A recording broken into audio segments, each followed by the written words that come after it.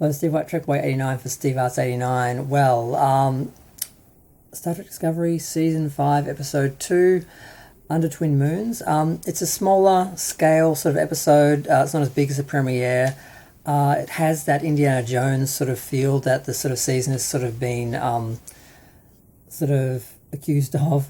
And it's sort of spread over a couple of locations. We have the Discovery in dry dock after the desert incident the other week, and we see Rayna basically sort of not being court-martialed, but sort of being raked over the coals, so to speak, for torpedoing the mountain. Although I don't think I think they're holding him a bit too responsible for what happened to the near destruction of the settlement and so forth.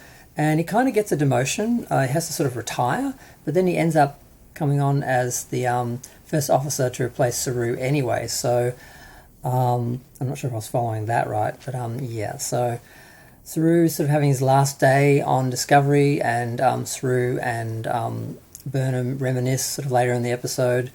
But the main part of the episode, the main sort of action of the episode, is they go down to the planet, and it just happens to be a Next Generation alien species that we saw in the episode Booby Traps. So again, they're sort of pulling back on Next Generation universe and planets and stories. And I mean, I thought the whole point of Discovery was to be set before the original series, so they could do their own stories and not have to worry about canon and pull on the original series characters and that. And now they've jumped to the 31st century. They've just, instead of creating their own mythology and universe and world building and everything, they're just going back to Next Generation characters and stories and things, and Deep Space Nine. And I guess it's because, season 3 of Picard did so well and they were pulling on Next Generation. The Next Generation is very popular and no one really likes Discovery. So instead of sort of working on their own universe, they're just sort of pulling from Deep Space Nine and Next Gen. And I do think it sort of undermines the series, and they should have a bit more respect for themselves. If they're going to be Discovery. Don't sort of try and be Next Gen Discovery. It's just sort of, it's not really working. So they end up down in this jungle planet, which feels a lot like the Arsenal of Freedom episode, because they have these drones attacking them. They end up setting off an EM pulse, which shuts them down, and Saru uses these little spikes, these action Saru spikes. And there's a scene where he runs. He does his fast run thing, and that is also another sort of contradiction in a way, because when they set up Saru, he was from a race of aliens who were on a planet that was predominantly predators, and they were long and spindly because they had to run, and they could run at fast speeds to escape.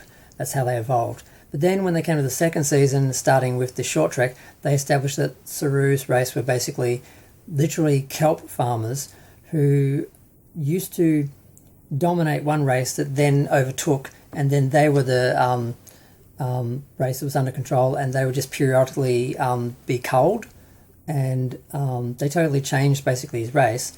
And then they went back to how the character and his race was established in the first season, which just, it's like they have no consistency in their canon and their world building, their universe. It's just a mess, and so they're just pulling on Next Generation now.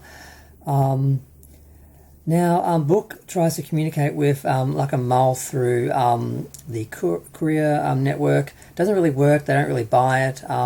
They find out a lot more about Mull, but they don't really find out much about Vlak. So there's sort of a feeling that maybe he's going to be some sort of mystery important character later on or something. He's going to turn out to be someone or something, but I don't know about that. That's what some people are thinking.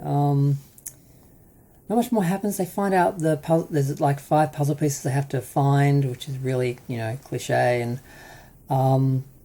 it's very much like this scenario, which is very much like the Staff of Ra in Raiders of the Lost Ark, where Luk and Mull are fooled into thinking the next location is Beta's Head, but it's actually Trill, because they didn't understand the way Romulan houses work, and they should have been looking at the thing differently, blah, blah, blah. That's in the episode, I don't explain it all. And that's sort of it. I mean, I think that's pretty much it. Not a lot happens. They go down, they fight, the drones, they escape the booby traps, they get the piece. We see, I watched, I've sort of got I'm getting episode 2 and 3 a bit confused. I think that's pretty much everything that's in season. Episode 1, 2, whatever.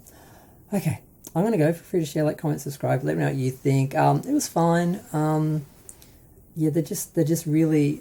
It's just really weak that they're pulling on Next Gen so much. And it shows how popular that show in that era of Star Trek was versus the show they've created. And it just shows they just don't have any confidence or any real integrity in their sort of show and their world. But enough criticising the show. That's why this is going to be a short review because, you know, yep, I'm going to go. Bye.